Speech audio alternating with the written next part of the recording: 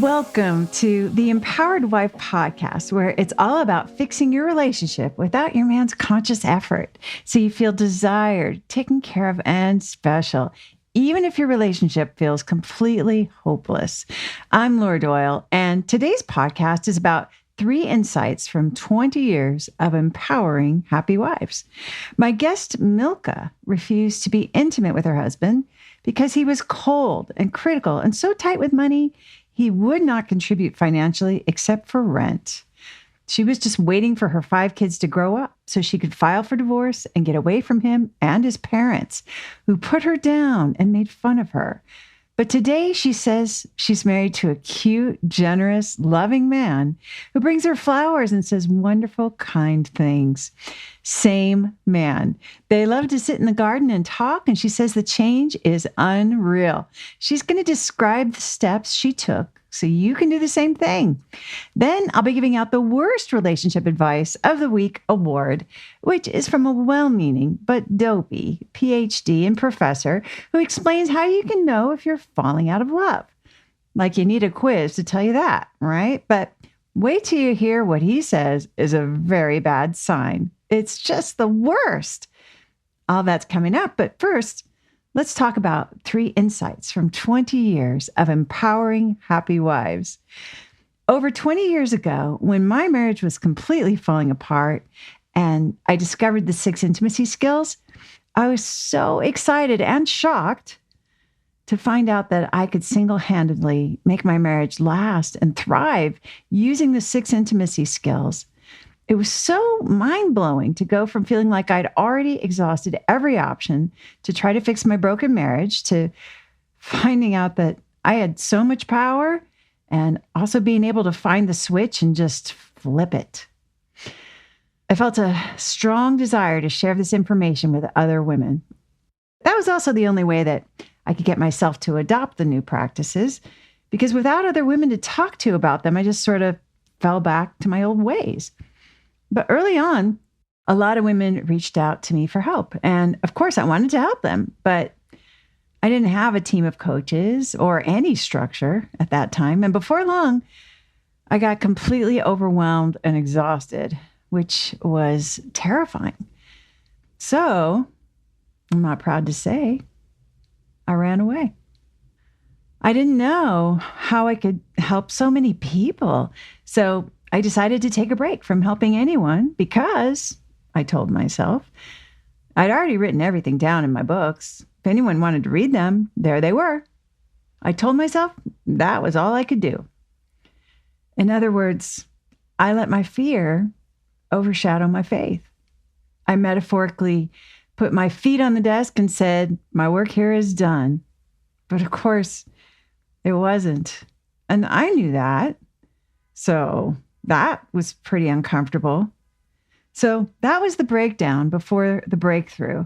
From that dark place of overwhelm, where I wasn't even showing up for my mission to end world divorce, I had some insights. One was that my own marriage didn't stay as shiny when I wasn't in conversations with other women about the 6 intimacy skills. Even though I knew the skills and I practiced them, I still found myself going back to some of my old ways of thinking, my old ways of being, like knowing a language fluently and then forgetting it because you rarely speak it. That led to the discovery of the connection framework. Now, if you're a regular podcast listener, you probably already know about the first pillar of the connection framework, which is the 6 intimacy skills. Those are the practical skills that I gathered from women who had happy marriages. They're the foundation of the connection framework.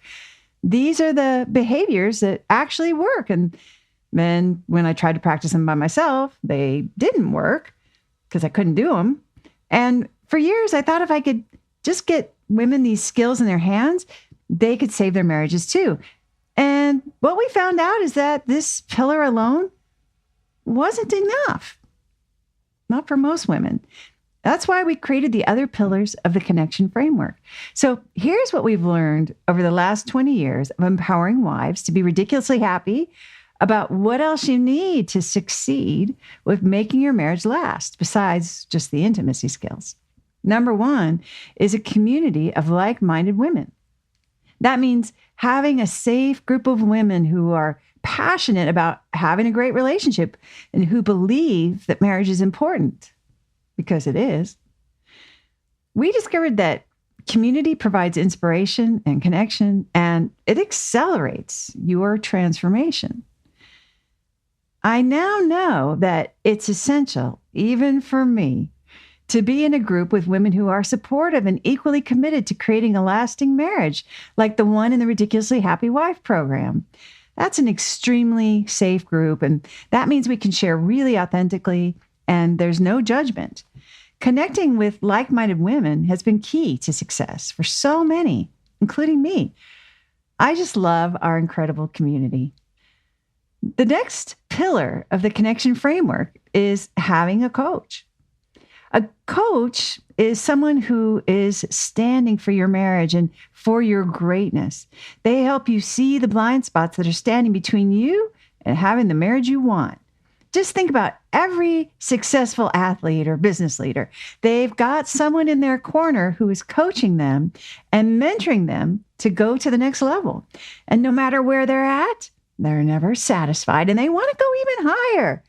Think of how you probably invest in your kids getting coached, maybe academically or maybe athletically, right? So having this third pillar is extremely vital, which is why I continue to get coaching to this day. Coaching is how you'll be able to solve your problems quickly instead of being stuck in the mud, trying to do it all yourself. This is where so many women who thought that this was not going to work for them find out that it absolutely does. They just needed help discovering the behaviors that they were unaware of that were putting their marriage at risk. What's unique about our coaches is that they all thought that a lasting, happy marriage was impossible for them too, prior to using the connection framework. But then they used the connection framework to create their own lasting marriages, and they are passionate about serving women who want the same thing. The final pillar of the connection framework is paying it forward. And that means sharing your experience to inspire another woman, which is how you stay inspired in your own journey. We all know teaching is the best way to learn. This is how you ensure your transformation. So not just hearing what other women are doing, but hearing yourself share your experience and supporting them too. That is powerful. What you focus on increases. If you get support with your vision of having a marriage that lasts and thrives, you believe that you can have it. If everyone around you is telling you to move on because you deserve better, it creates doubt. And as Thomas Edison said, whether you think you can or you think you can't, you're right. We all need to get and give encouragement to stay the course, even when those old behaviors creep in. We all need someone else to stand for our marriage and a place to come to when you have stress or anxiety about your marriage, and to celebrate your wins, to inspire others, and to inspire yourself. What we've learned in helping tens of thousands of women over the last 20 years is that the 6 intimacy skills are a great start. But what I desire for you and every woman who wants her marriage to last, including me, is to have all 4 pillars of the connection framework and the lasting transformation that comes from having them. If you'd like to be my guest on the Empowered Wife podcast and share about how you fixed a struggling relationship using the 6 intimacy skills, I would love to interview you. Just go to lauradoyle.org/podcast-guest to let me know that you are willing to make a big contribution to ending world divorce by telling your relationship story. I look forward to meeting you. That's lauradoyle.org/podcast-guest. My guest, Milka, refused to be intimate with her husband, who was cold, critical, and so tight with money, he would not contribute financially except for rent. She was just waiting for her 5 kids to grow up so she could file for divorce and get away from him and his parents, who put her down and made fun of her. But today she says she's married to a cute, generous, loving man who brings her flowers and says wonderful, kind things. Same guy. They love to sit in the garden and talk. And she says the change is unreal. She's going to describe the steps that she took so you can do the same thing. Milka, welcome to the Empowered Wife podcast. Thank you so much. Thank you. It's really great to have you. So tell us what things were like in your marriage in the bad old days. So it was definitely the bad old days. We basically couldn't be in the same room together without one of us sniping at the other or cold shouldering the other. And we both knew how to get under each other's skin. We were really good experts at that, unfortunately. And I mean, physical closeness it wasn't happening. I literally couldn't bear to sit across the table from him, let alone anything else. And I didn't realize it at the time, but he told me later on that every time he would open his mouth, my face would freeze and my eyes would start rolling. And I had just put up so many defensive walls against myself, to protect myself against him. And we had a lot of involvement from his parents, who I guess were less than thrilled with me. And really, I sort of felt like his mother was the other woman in our marriage. And always she would come first. And there was some, pretty embarrassing and uncomfortable moments. And then if I would try to discuss it with my husband afterwards, he would just sort of refuse to discuss it and, just justify and defend his mother. And then I would end up angry. And then everything would sort of spin farther down. I ended up in a group of friends who were either divorcing or living in separate bedrooms from their husbands and sort of, purposeful ships in the night. And one day I was talking with one of my friends, and she said to me, you don't have to put up with this. You don't have to, you don't have to wait until your kids grow up. She's like, look at me. And I sort of did look at her, and her husband was living in another country with another woman. And she was raising 4 kids alone without any emotional financial support. And her kids were really fell in with bad crowds and a lot of struggles all over the place. And I kind of stopped short. And I was like, yeah, look at you. Wow. She's like, yeah, you don't have to put up with it. And I was pretty shocked. And I as she walked away, I sort of thought to myself, I don't want to be like you. And yet you didn't also see an alternative for yourself at that point. It sounds the other way. No. Yeah. No. You were headed down a similar road.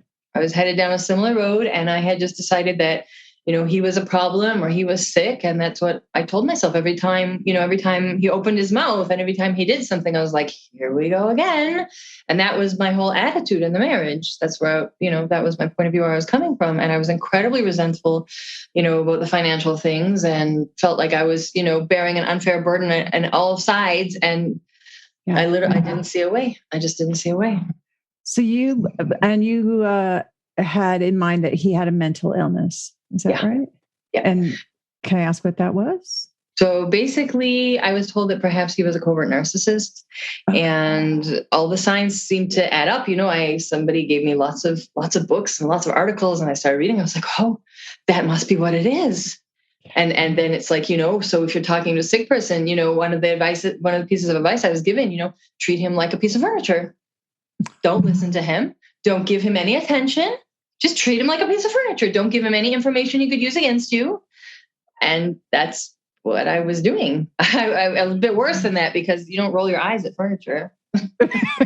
Oh, but so it sounds so painful to, that's quite a burden to treat someone as a piece of furniture that you're married to. And it's the father of your children as well. Right. So I can imagine that must have been a very painful way for you to live also. And feeling like every encounter you had with him was probably sort of reinforcing this idea that he was a covert narcissist.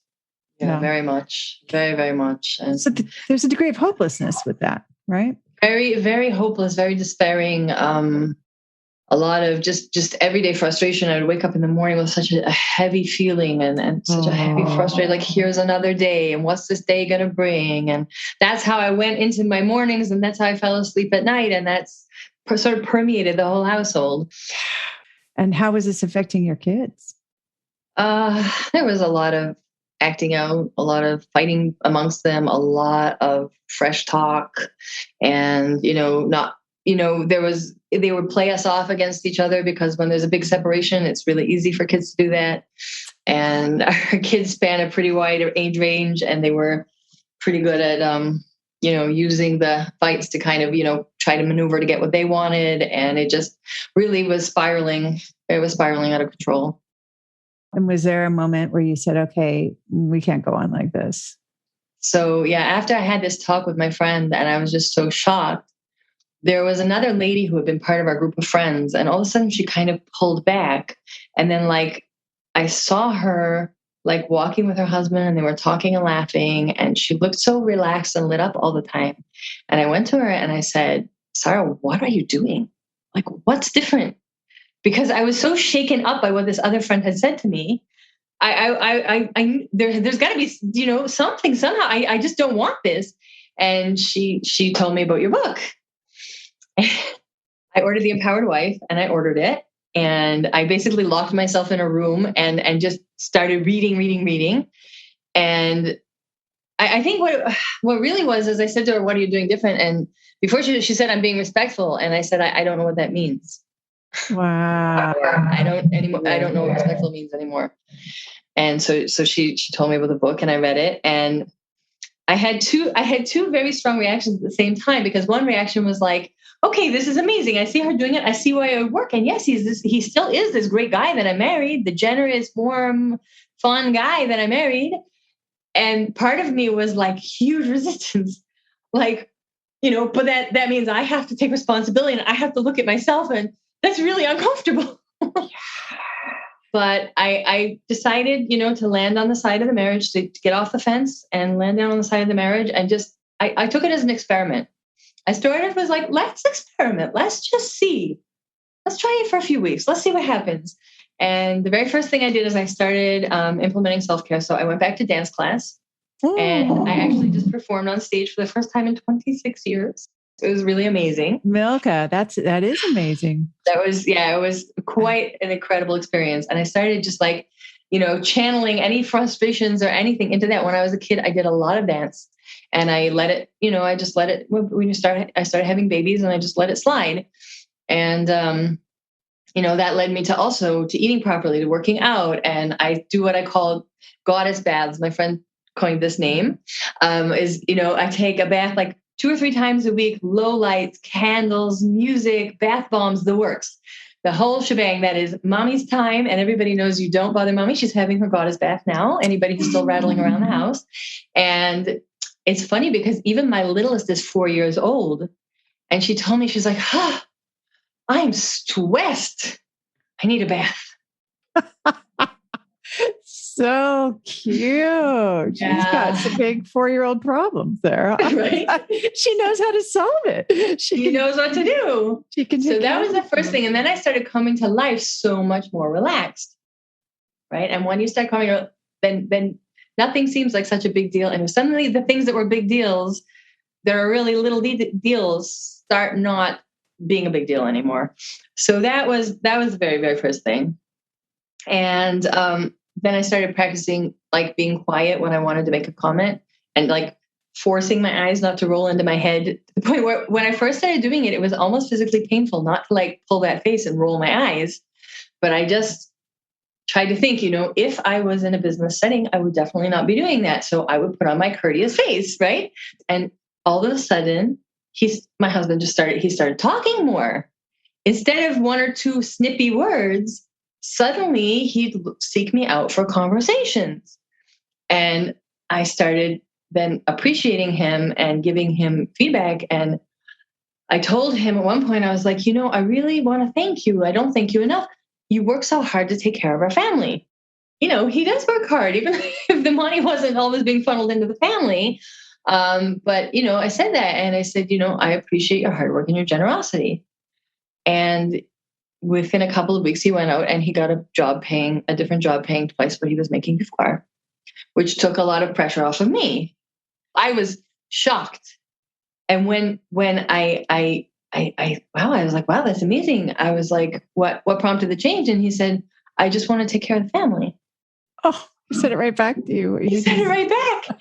And I was like, wow, I really appreciate that. And then I like went to another room and kind of like, you know, did that just happen? Pinching yourself. Like, right, mom is really pinching myself. And yeah, and then I just, you know, even if I get to a point, you know, sometimes people get stressed out, or, you know, maybe husbands need self-care as well. And it used to be, I didn't notice until I started stepping back, but I realized that what it used to be is when he would be tense, I would take it as a personal comment on me. And I would drop out of being light and fun and supportive, and I would come in from a defensive stance. And when I put that away and started coming from a point of respect and seeing what's good in him and taking good care of myself, all of a sudden that dynamic just disappeared. And then he started like opening up to me, and it's such a different life now. Such a different life. So is he still a covert narcissist? Or? No, I don't think so. Okay. Oh, all right. So, okay. So, I mean, well, what is your relationship like now? Our relationship is warm and loving and supportive. And it's become like a joyful, safe place to land instead of like something that I had my back up against, like a war, you know, Cold War. It really became a warm, safe place to be. We laugh a lot. We spend time together. Even like just this evening, you know, he came home from work and he had dinner, and then he likes to study together with a friend to keep up his learning skills and whatever. So he went out to study with his friend, and I walked him up. And it was just sort of spontaneous. We were just in a conversation, and I walked him out, and, you know, we just stood and talked and talked and talked. And I said, your learning session? He's like, okay, why don't we just talk and we just enjoy each other, and we're passionate, and, you know, we're just look forward to spending time together. He started calling me a few times a day, and, you know, he brings flowers at the end for the weekend. He brings beautiful bouquets of flowers, and we started cooking together again that we haven't done in so many years. And the biggest thing was he went to visit his parents. His parents live out of the country now. And he went to visit his parents right before the whole COVID thing exploded. And my mother-in-law called me when he was on the airplane and said, I just want you to know he's not coming back. What? Yeah, she said, he's not coming back. That's it. He's with me now. And he's staying with me. And I didn't say anything, but my stomach dropped. And I was thinking, but we've been doing so much better. I don't understand. I didn't say a word. Every time he called me, I was just light and fun and nice and fresh. And even I did not betray that my heart was like, what is going on here? And at some point I realized I probably didn't have much to worry about when his mother started picking up the other extension and saying, get off the phone. You're here with me. Why are you talking to her? I realized there probably wasn't quite so much to worry about.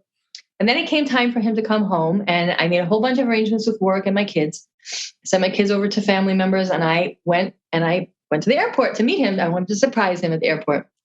And I was waiting, and I saw the plane come in, and I saw people disembarking, and he didn't get off, and he didn't get off, and he didn't get off. And I could have cried. I didn't know what was going on. I went up to passport control. They said, no, he didn't come into the country.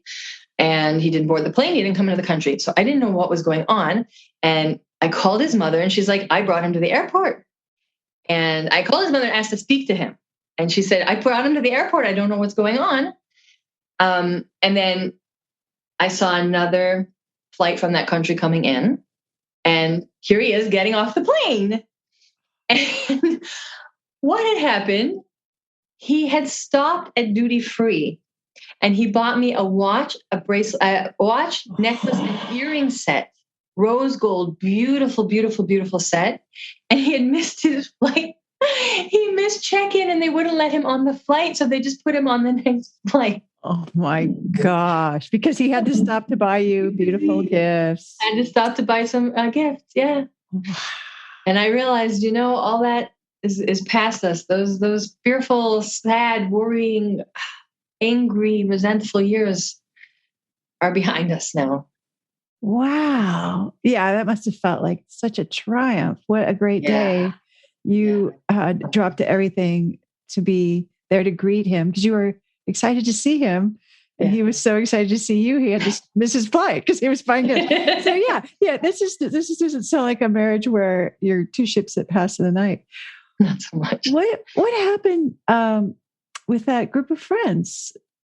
All the women. So with that group of friends, I just started, politely declining the walks together, politely declining the lunches together, just keeping more space. I started surrounding myself with friends who had good marriages, who were supportive of good marriages, or who were interested in learning and putting the skills through my friend Sarah. I became closer with her, and through her, I became closer with other friends who are supportive. So that if I need a push and I'm like, oh, I'm losing it, I'll just call one of this group of friends and get the right kind of support.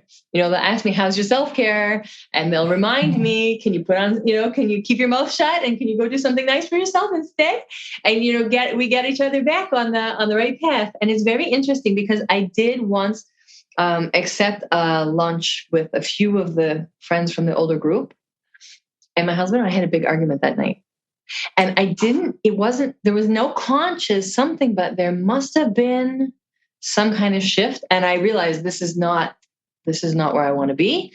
And it's time to really keep the distance, and I'll smile and nod. And, I was treated a bit as a traitor in that group because I broke the code of, I broke the accepted code of behavior. So I was a little bit of a black sheep over there anyway, so it made it much easier for me to really see clearly that this is where the pattern, this pattern is not a good pattern, and just keep surrounded by my positive friends who are on a good marriage path and implementing the skills, and we build each other up, yeah. Well, that is so great. Every community has its rules, right? Written or unwritten rules of how to get along. And I get why you were a traitor, because you've made your marriage fantastic and happy. How has it affected your kids? Oh, my kids it's so interesting. My kids have calmed down so much and they're getting along very, very nicely. And my oldest just got engaged. Oh, we're really excited. And she's very excited to build a beautiful marriage because she feels that she has skills to take into a marriage with her. And it's pretty, and that's pretty incredible. From a kid who watched us bickering for a long, long time to, feel like a lot of hope and positivity and a lot of good skills to use. To me, that's an incredible gift. And my kids are, succeeding well in school. One of my kids that was struggling a lot with, socially has really taken off socially, and there's friends coming and going all the time. And our house is like a much calmer place. We've started being able to invite guests over an awful lot more, and just people comment that it's such a loving atmosphere in the house. It's such a warm place to be. And that to me is just really amazing. It is amazing. This must feel like such a big accomplishment. I mean, all the fringe benefits you're describing, right? Like how you're getting these compliments about what a loving environment your home is, and your engaged daughter feels hopeful. And it sounds like you've shared some skills with her. She's at least seen it role modeled, or you talk about it. She was asking what's so different. Like, I see you're acting different and I see things are different. So I went ahead and I shared some ideas with her, and she was really excited. What a great legacy to give to your daughter. It's beautiful. Yeah. If I can spare her the negative path we were on, that in itself is a big gift. Yeah. Oh gosh. Huge gift.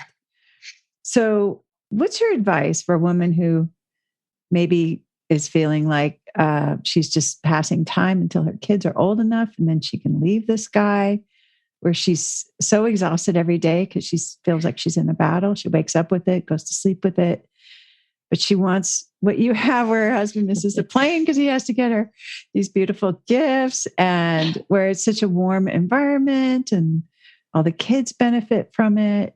What's your advice? Where should she start? So I think the very first thing is to just start opening up and realizing, that not everything is somebody else's fault, and step a little bit out of the role of feeling a victim. Start looking at, how do I show up in the marriage? And, get into it. Find out what the skills are. Find out what respect means, and just try it out. Just jump in and try it out. I started trying it out, just an experiment, without like a lot of attachment to a result. Just jump in, find one of the skills, pick something, and just go for it. Treat it like a social experiment and just see where it can get you. I love that. It sounds like you don't feel like a victim anymore. No, not at all. I feel like a princess. Very nice. Very nice. And so what would you say to Milka if you could go back in time and talk to her, knowing what you know now? What would you say to her from back then? So first of all, I would give her a really big hug because she was really honestly suffering a lot. She was. And just tell her that there really is hope. There really is a different way. And find out what respect means and start respecting herself enough to invest in the marriage and learn what it means to be respectful and really take care of herself. And just, to explain to her that the benefits will definitely outweigh the cost of having to take a deep breath and get over that resistance and that ego, and just step out in faith and just take the next step and give it a try. I love that you didn't know what respect was. I think that's quite extraordinary, actually, because I think most of us have been raised knowing we should be respectful and we think we know what it means. But you're pretty clear, like, I don't even know what that means, which I think is a pretty great insight. And I really hear a theme of accountability. That's part of what had you be so successful, that you took responsibility for how you were showing up in your marriage. Yeah. How would you say Milka is different than she used to be now? Well, for one thing, I'm way more relaxed. I'm way more trusting. I'm so happy that I've started, instead of, this mistaken giving until I'm falling apart, I've come to a certain vibrancy because I'm exploring what my interests and loves are. And I got a guitar and I'm learning to play guitar, and, the dance, and just, it's okay to relax into life. And I'm starting to just come so relaxed and vibrant. And it feels good to be in love with my husband and to enjoy raising our kids together rather than feeling it's this exhausting burden. It's like a vibrant, exciting, funny, many, many times very funny things that I would get so upset and worried about. Oh no, he's going to be all over me about whatever it is. Now I'm just laughing with him about it because the atmosphere is light and caring. It's a light, warm atmosphere in the home. And I feel like a light, warm, lit up person with a lot of hope and excitement for the future. You are a wonderful beacon of hope for what's possible, even when it seems so dark and so hopeless. And yeah, I just love how you laid out the things that you did, right? It's that bath. It's that looking at what you could do, doing an experiment, playing the guitar. And wow, thank you so much for sharing your wonderful story of how you fixed your family, saved your family, made it warm and wonderful. What an accomplishment. Thank you very much. If you'd like to be my guest on the Empowered Wife podcast and share about how you fixed a struggling relationship using the 6 intimacy skills, I would love to interview you. Just go to lauradoyle.org/podcast-guest to let me know that you are willing to make a big contribution to ending world divorce by telling your relationship story. I look forward to meeting you. That's lauradoyle.org/podcast-guest. And now it's time for the Worst Relationship Advice of the Week award. It's the worst relationship advice of the worst relationship advice. Yeah, it's the worst relationship advice of the worst relationship advice of the week. And the advice I'm fuming about this week is from a well-meaning but dopey PhD and professor who explains how you can know if you're falling out of love. And OMG, is this advice going to lead to a world of hurt in your marriage if you follow it Wait till you hear this. It's number 8 on his hit parade of evidence that you might have overlooked before that you're falling out of love, because there's something you'd want to focus on, right? Is whether you're falling out of love or not, and proof that you are. Here's what he says, quote, "You change, they don't. When you move forward in terms of self-improvement, but your partner doesn't seem focused on trying to make self or the relationship better, this is a warning sign that you aren't moving forward together." Oh, I remember believing this in the bad old days of my marriage and being terrified about it because, logically speaking, if I grow and he doesn't grow, then we'll end up apart and I'll be alone. And I didn't want to be alone. I wanted to be happily married. I wanted that so bad. So I remember worrying that if I improved too much, then I would tear my marriage apart. So let's test that reasoning a little. Suppose that you develop yourself spiritually and you find that, oh no, your husband is just not developing himself spiritually. So you're much more spiritual than he is, and therefore you're not moving forward together. Is it true that the person who's more spiritual is the one who sees themselves as so much more spiritual than their partner? Or is it more likely that spiritual wisdom comes with a dollop of humility and maybe gratitude too?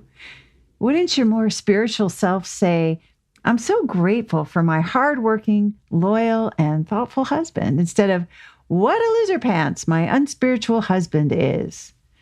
I mean, which one sounds more self-developed?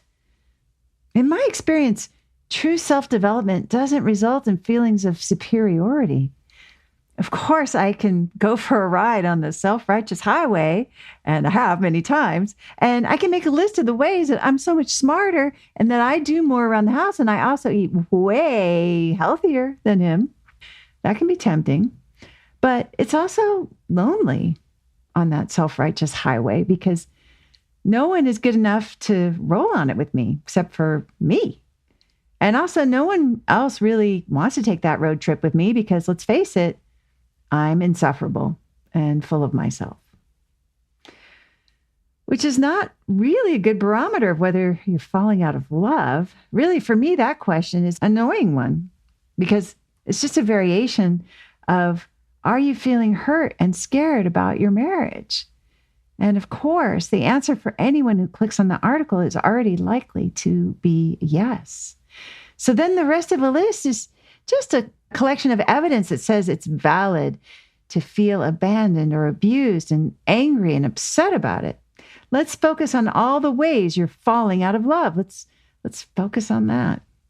You can always find the evidence you seek. What you seek matters. One student recently was telling me that she had been exhausted and suffering from focusing on how her husband had been on the fence for their entire 14-year marriage. And now she has a different perspective. She looks back and says, "My husband is so loyal. 14 years later, he is still here loving me." Which is why this advice that when you move forward in terms of self-improvement, but your partner doesn't seem focused on trying to make self or the relationship better, this is a warning sign that you are not moving forward together, is the very, very worst relationship advice I've heard all week. Listen and subscribe to the Empowered Wife podcast. Next week's podcast is all about how to get past cheating. In the meantime, I hope you're having lots of fun. Today's fun fact is that one time, Donny Osmond put his arm around me. Just wanted you to know that.